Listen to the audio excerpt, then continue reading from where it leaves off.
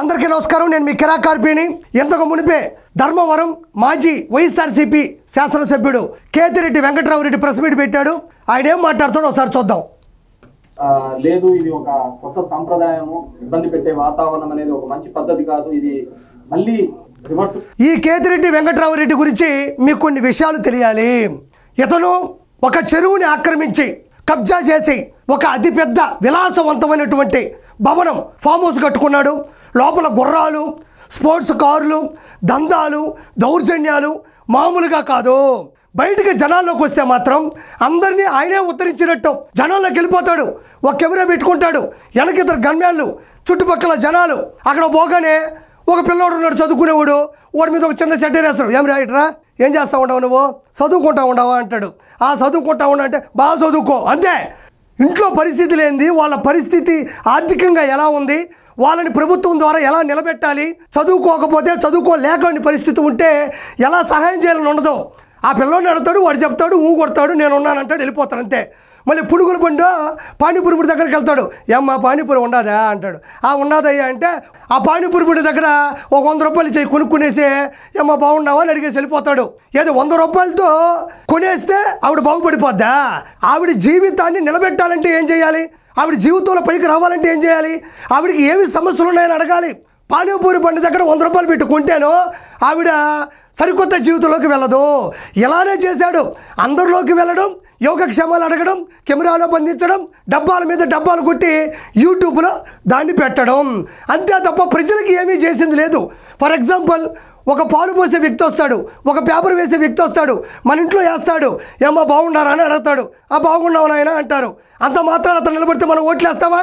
Same Kethireddy Venkatrama Reddy కూడా పలకరింపుల star, డబ్బా star, యూట్యూబ్లో ఫేమస్ అవ్వడానికి పోకలాడే స్టారు తప్ప ప్రజలు అతన్ని విశ్వసించలేదు. పలకరింపుల వల్ల ఓట్లు రావు. ప్రజలకి పలకరించి సమస్యలు కనుక్కొని ఆ సమస్యలకి సానుకూలంగా స్పందించి ఆ సమస్యల మీద ఒక యుద్ధం చేసి వాళ్ళని గెలిపిస్తే, వాళ్ళ పైకి తీసుకొస్తే ఓట్లేస్తారు. ఆ వ్యక్తి ఇక్కడికి వచ్చేసి మాట్లాడుతూ ఉన్నాడు. ఇది పద్ధతి కాదు. వస్తుంది అనే ఒక భయాందోళనమైన పరిస్థితిని చూస్తున్నాము.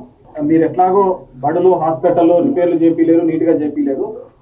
నెక్స్ట్ అయినా మీకు ఇది చాలా అవసరం పడుతుంది. ఇది సెంట్రల్ జైల్స్ అన్ని కూడా దాన్ని రెనోవేట్ చేసేసి మంచి కండిషన్స్ పెట్టుకుంటే.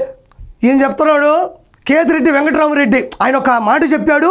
అది మామూలు డైలాగ్ కాదు, ఆల్రెడీ జనాల్లోకి వెళ్ళేటప్పుడు కూడా చెప్పేది ఈ ఉత్తుత్తి మాటలే. ఆయన చెప్తున్నాడు, జైళ్ళు ఉన్నాయి, మీరు స్కూల్, హాస్పిటల్ ఎలాగో రెనోవేట్ చేయలేదు, మరమ్మతులు చేయలేదు, కనీసం ఈసారికి జైలు రెనోవేట్ చేసి పెట్టండి.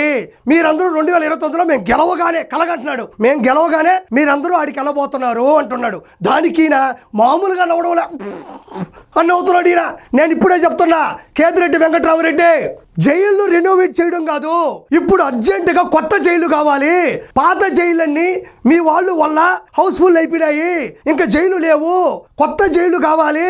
అక్రమాలు, అన్యాయాలు, దొంగతనాలు, దౌర్జన్యాలు, దౌర్భాగ్యాలు, దందాలు చేసిన వాళ్ళు, మైన్స్, వైన్స్, గ్రావిల, ఇసుక లేపేసిన వాళ్ళు, అదే కాకుండా బూతులు తిట్టిన వాళ్ళు, బూతులు తిట్టించిన వాళ్ళు, భూ కబ్జాలు చేసిన వాళ్ళు అందరూ కూడా జైలుకి వెళ్ళబోతున్నారు.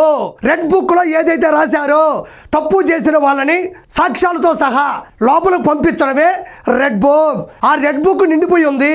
మీ వాళ్ళందరికీ ఇప్పుడు జైలు లేరు, మీ వాళ్ళందరికీ ఇప్పుడు జైలు లేవు.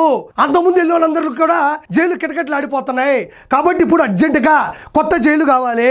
నేను ఇప్పుడు ఒకటి కోరుకుంటున్నా, ఈ మధ్య నీకు పని లేదు, ఖాళీగా కూర్చొని ఉండవు, నీకు పని కావాలంటే మీ వాళ్ళందరూ కూడా కేసుల మీద ప్రూఫ్లతో సహా జైలుకి వెళ్తారు కదా, అక్కడికి వెళ్ళు.